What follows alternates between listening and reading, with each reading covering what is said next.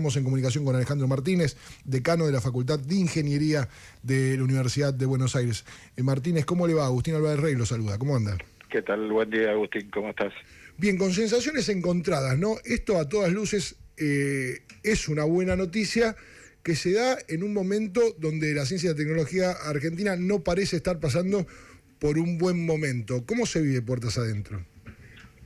Bueno, sí, vos lo resumiste creo que bastante bien, ¿no? Estamos con este proyecto que obviamente es un proyecto de altísimo impacto para el país, primero porque solo 4 países pueden subir o pudieron subir una carga, de lo que se llama carga útil a este viaje tripulado por humanos, digamos, que es una diferencia importante a otras misiones. O sea, eso implica una criticidad de lo que se sube importante, ¿no? Porque van personas en el vuelo, además porque se va a la luna, o sea, se hace un viaje largo a altitudes importantes respecto a la Tierra. O sea, hay una serie de cuestiones que hacen que esto sea muy importante para el país.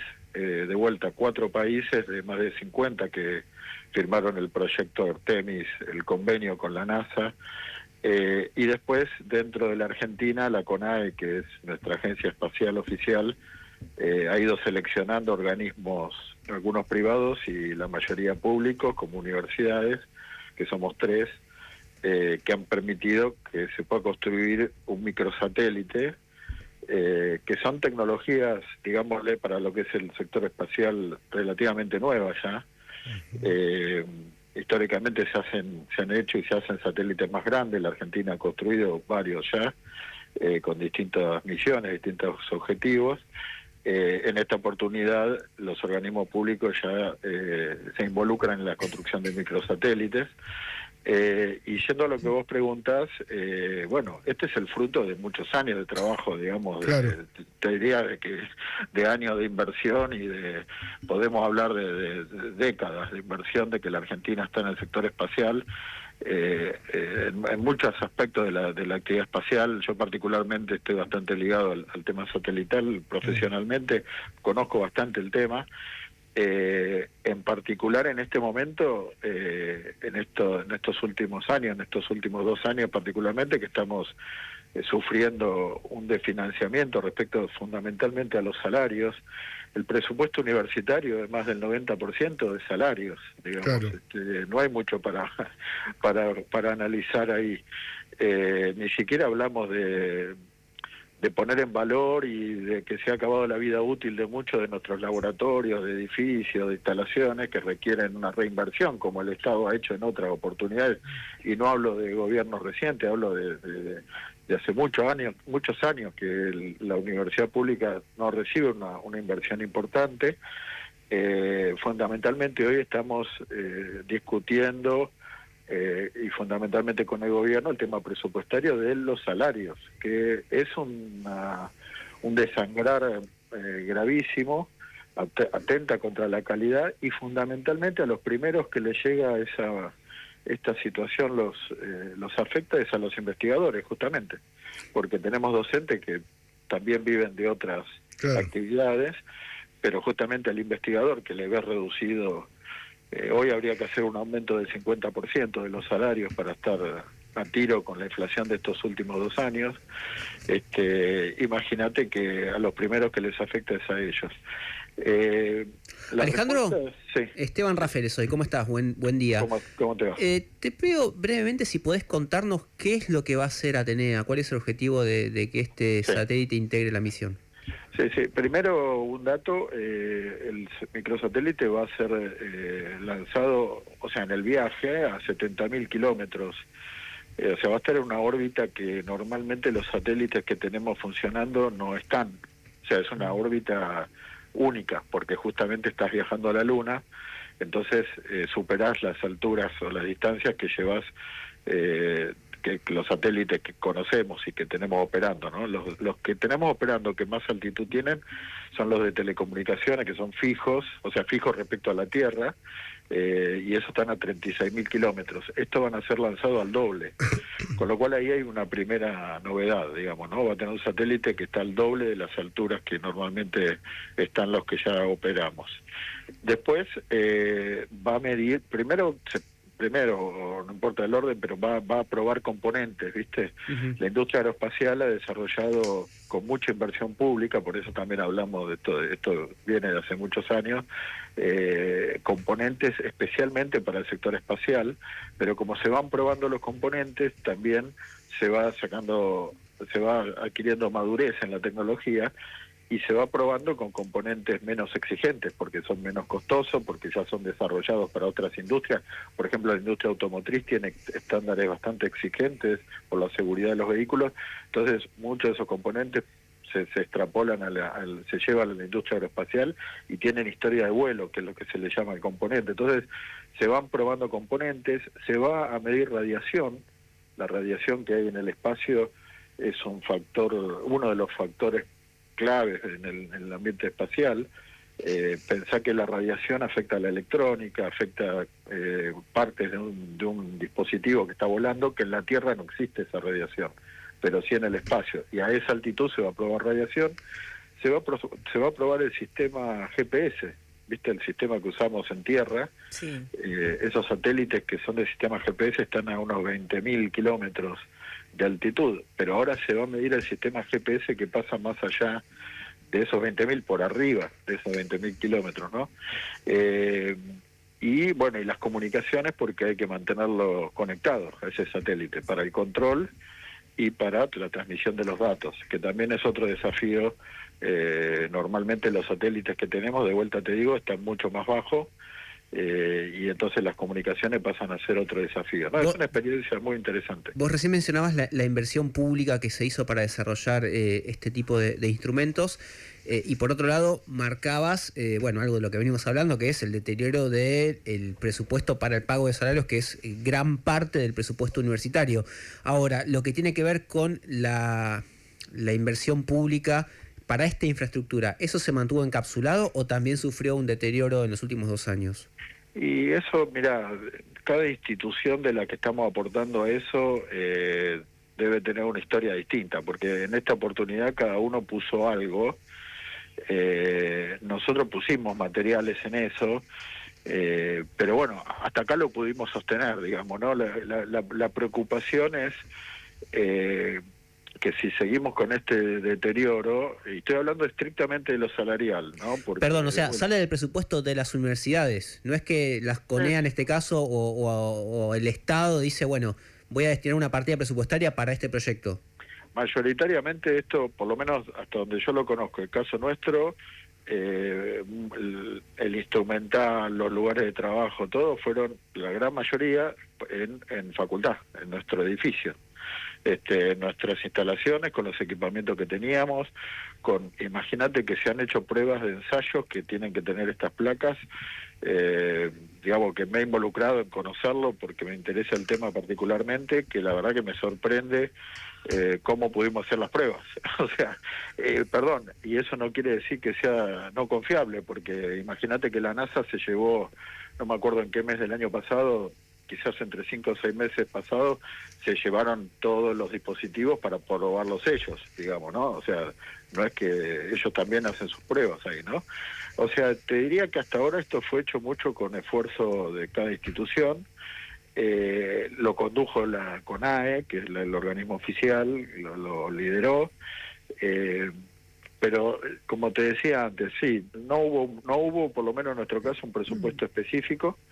Y fundamentalmente lo que más nos preocupa y me preocupa a mí personalmente es que nuestros docentes no renuncian y se nos van, porque al final del día tienen ofertas, sobre todo en ingeniería, imagínate, tienen ofertas de trabajo del sector privado, inclusive de otras universidades, de las privadas.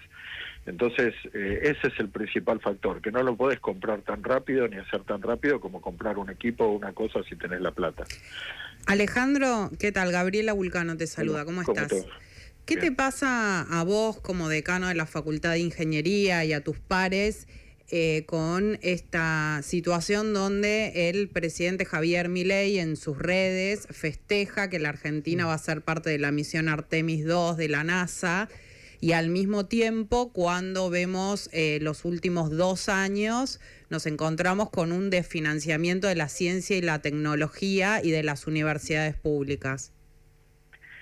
Bueno, sí, es esto que estábamos hablando. Por un lado,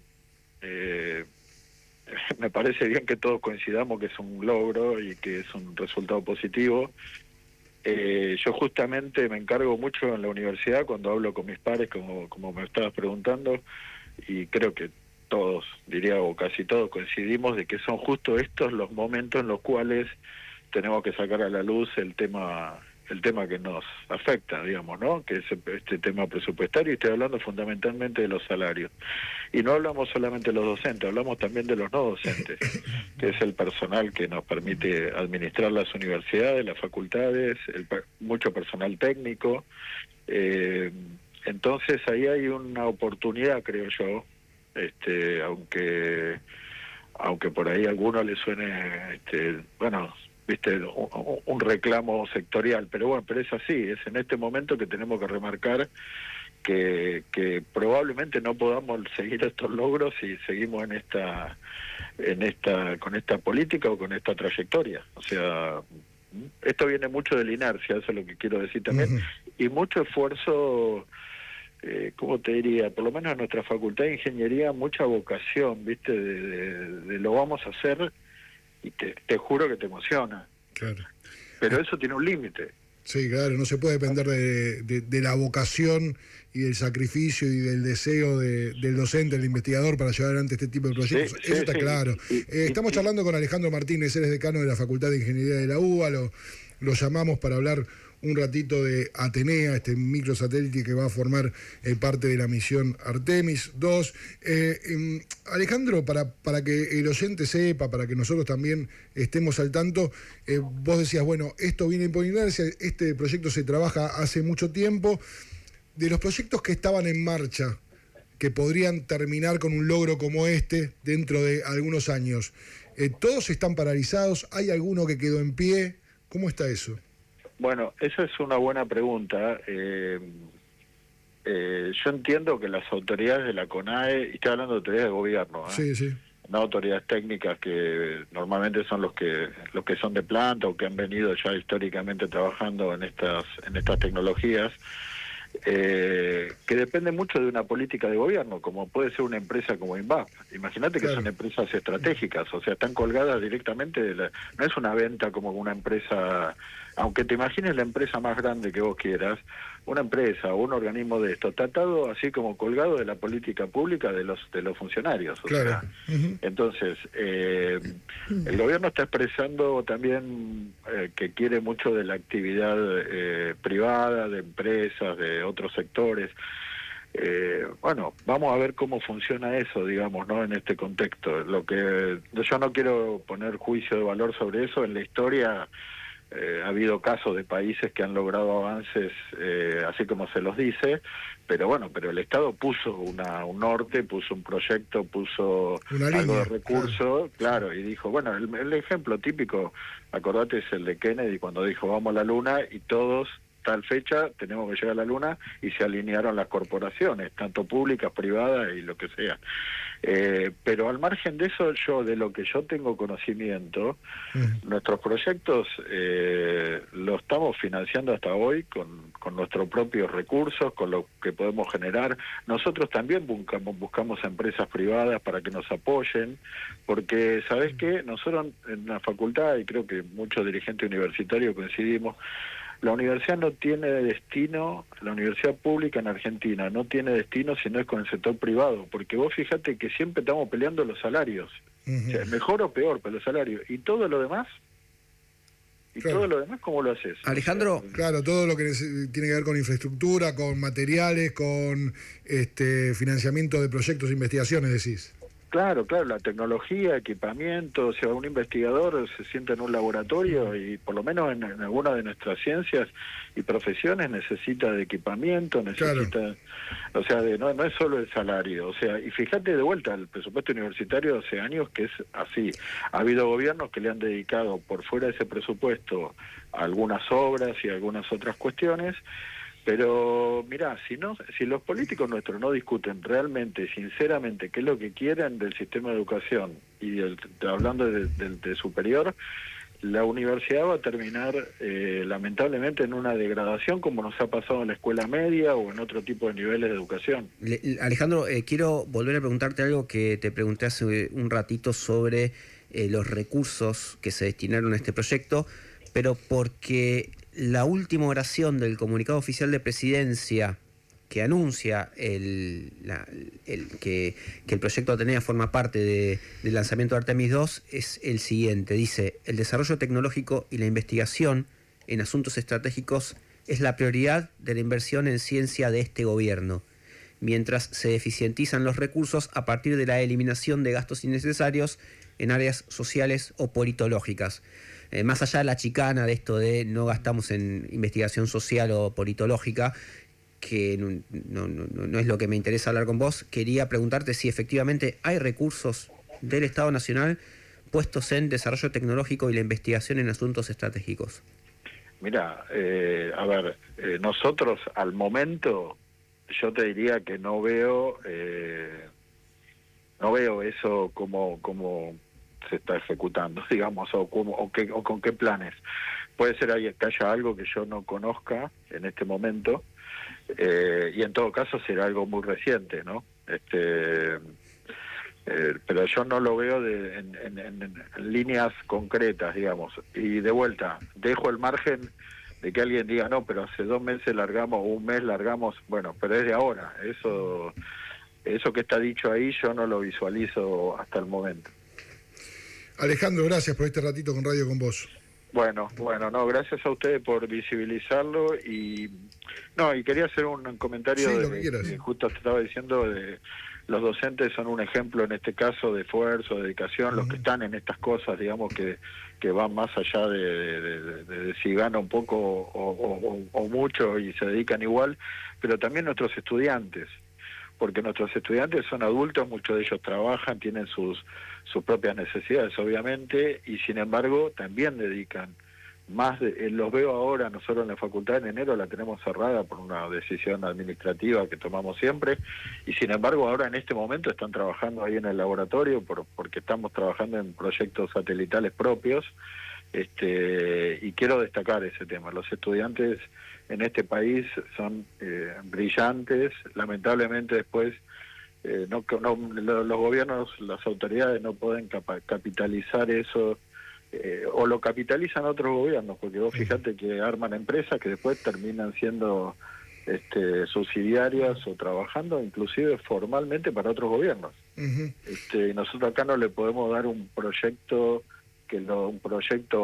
no te diría país, pero algún proyecto paraguas que los contenga y que uno diga, no, formamos científicos, formamos profesionales, aunque estén en una empresa privada, está buenísimo porque generamos laburo, pero que le sirvan a objetivos del país. Claro. O sea, es muy loco, debemos ser de los pocos países del mundo que formamos gente de un nivel muy sobresaliente y que trabajan para otros países. Para otros países, perdón, yo no quiero discriminar nada, hay gente que piensa que formamos libres pensadores y gente para la ciencia en el mundo, está todo bien, pero el estatuto de la UBA dice en la primera línea que la universidad se ocupa de los problemas de los argentinos.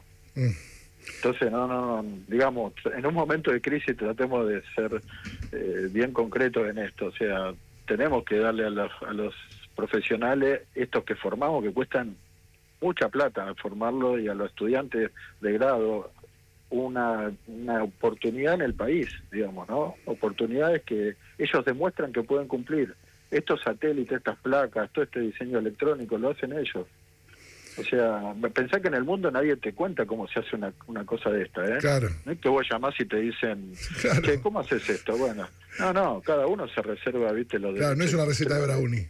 No. O sea, con el tiempo la tecnología va madurando y bueno, lo mirás para atrás. Hoy la tecnología puedes hacer muchas cosas que hace 40, 50 años era imposible. Sí, pero en este momento vos no levantás un teléfono y te explican cómo se hace. Tenés que empezar, casi te diría, de cero, o justamente con todo ese conocimiento que se va acumulando. Que cuando se van las personas de un laboratorio, normalmente se pierde, volvés para atrás. Entonces vos te encontrás que quizás estás haciendo experiencias y pruebas que Sí. otros hicieron hace 20, 30 años porque alguien decidió paremos la máquina y bueno, y en cuestión de 5 años perdiste la gente, perdiste el conocimiento. Alejandro, Así que bueno, muchas gracias. gracias a vos.